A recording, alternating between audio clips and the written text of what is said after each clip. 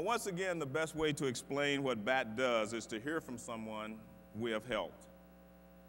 All of our grants are confidential, as we've talked about all evening, but we always welcome one of our recipients that wants to share their story. Please welcome the Director of Minor League Operations for the Oakland Athletics, Ted Polakowski.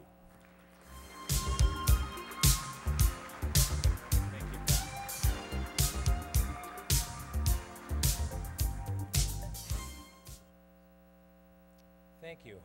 As Joe had mentioned, my name is Ted Polakowski. I'm the Director of Minor League Operations for the Oakland A's. And this is my 29th spring training, and all with the A's. I'd like to take you back a little bit to spring training 2009.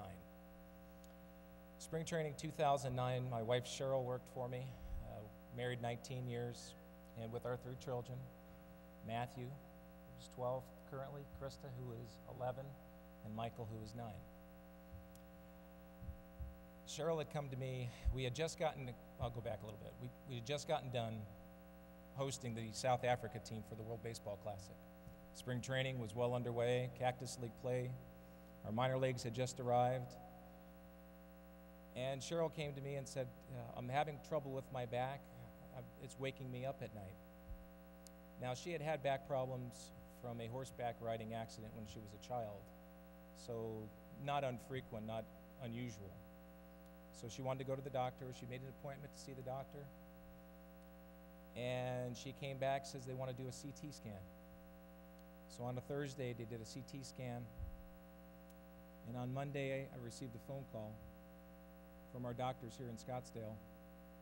At that point in time, he told me, or asked if I could bring Cheryl to his office at 4 o'clock that afternoon. And he began to tell me that during the CT scan, they found a tumor. They found a pancreatic tumor. Now, for those of you in the room, pancreatic cancer is by far one of the most aggressive and worst cancers to receive. Survival rate at 5 years is less than 5%. We tried to find an oncologist here in the Phoenix area, of which they told us to go to the emergency room. They would see her there. At that point, our team physicians in the Bay Area suggested we go to San Francisco. We did go to San Francisco. We spent a week there, biopsies, numerous tests, and the confirmation of pancreatic cancer. Now, we came back to Phoenix. Spring training was still well underway. Not sure what direction to go. Through a few other people within the baseball industry, made some phone calls, and they were able to make us an appointment at the MD Anderson Cancer Research Hospital in Houston. We traveled to Houston, spent another week there. Again, further biopsies. Again, confirmation of pancreatic cancer, with one exception, prognosis of 6 to 12 months. Came back to Phoenix. Again, not sure which direction to go.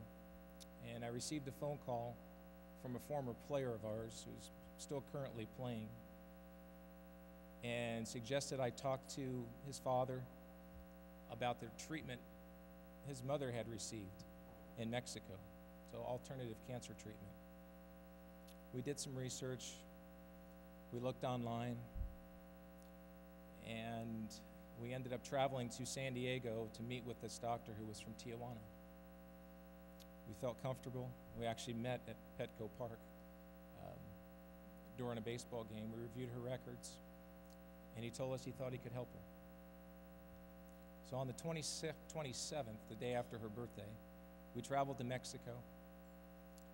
And for those in the room, alternative cancer treatment is not covered by our medical insurance. I began to write checks, $20,000, $25,000. The second week, I was just getting ready to go back to Phoenix and leaving her in Mexico. I received a phone call from Tim Purpura, who is the former GM of the Houston Astros, currently with minor league baseball and a very dear friend. And he reminded me of B.A.T. Now, I've sat in a lot of meetings over the years. Jim Martin, the former director, would speak to our group if it was farm directors and scouting directors. And he would tell us about B.A.T, and he would give those brochures to us, and I'd put them in my briefcase and go about my merry way, not thinking I would ever need B.A.T. At that point in time, Jim Martin called me. We talked. He emailed me an 11-page application. Quite overwhelming, asking for Social Security numbers, bank account information, all of our personal records. Cheryl and I talked about it, and at that point in time, we decided not to do that. We decided not to go forward and apply for a grant. And my pride got in the way. It was my family. I was going to take care of my family. I came back to Phoenix. Spring training had ended. We were now in an extended spring. Our teams were playing across the country. And numerous other phone calls and people within my own organization called and suggested highly that I reconsider that application. Now, I did reconsider that application, and I did fill it out. And I was awarded the grant. Now, Cheryl spent 6 weeks in Mexico the first time. Again, $18,000, $20,000, $25,000 checks. Treatment costs, radiation, chemotherapy. The enormous support, sending the receipts in, but that first check from B.A.T was such a relief, an overwhelming experience to have that somewhat of the burden of this life-changing experience we were moving forward on. But to receive that check and it removed part of that burden. There was someone there that cared, and B.A.T cares. It's a baseball family. So as I said, she spent 6 weeks there. I brought her home in early June. The baseball draft was going on. We had minicamp here in Phoenix. She was home a few days and started getting tingling on the left side of her body to the point where she couldn't stand. I took her to our physicals. We were actually having physicals at our complex. I took her to our physicals, and the doctor recommended I go to the hospital. So I took her to the emergency room, and she was diagnosed with a brain abscess due to a bacterial infection since her resistance was so low. It had lodged itself in her brain. 2 brain surgeries later, 12 weeks in the hospital, and in mid-August, I wheeled her out, paralyzed on the left side. At that point, she wanted to continue her cancer treatment, and I drove her back to Mexico. And on the 19th of September, she passed away. Now, all through this process, B.A.T was there by my side for my support, Jim's phone calls, other people within the B.A.T community, the assistance, the reimbursements, continued through funeral costs, and including therapy for my children as they've lost their mother. So as you've heard tonight, the greatest thing about B.A.T, it's anonymous. There's no faces, there's no names. No one knows who they help. The worst thing about B.A.T, it's anonymous because no one knows who they help.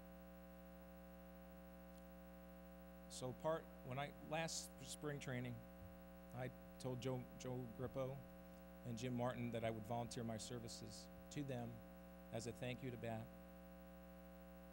And not that I want to be the poster child for B.A.T, and I don't. But as I'm talking to our major league players, and through yesterday I've talked to all the clubs within the Cactus League. And in that process, part of that was my healing process, but part of that is to make it human, to make people realize that B.A.T is helping the people in this industry, in our baseball family. And I'm proud to be part of that baseball family.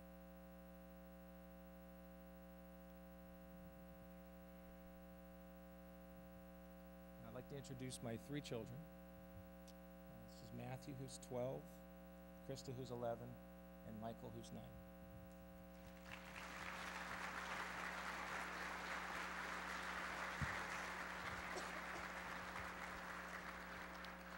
I'd like to thank the baseball assistance team for helping my family, and I hope that you will donate money for other families that are in need.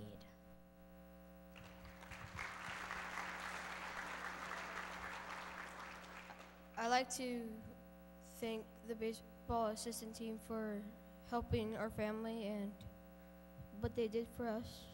So I'd like for you guys to donate for other people to do this for us and other people.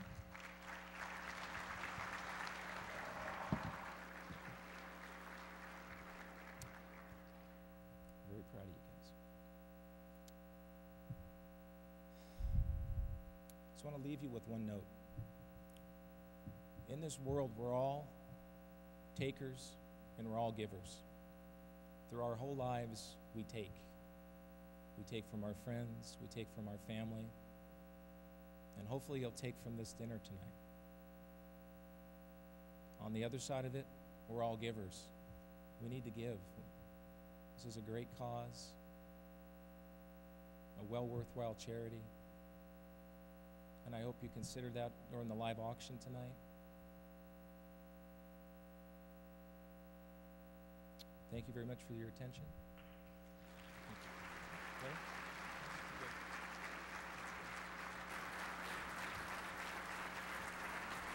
Thank you. Thank you very much.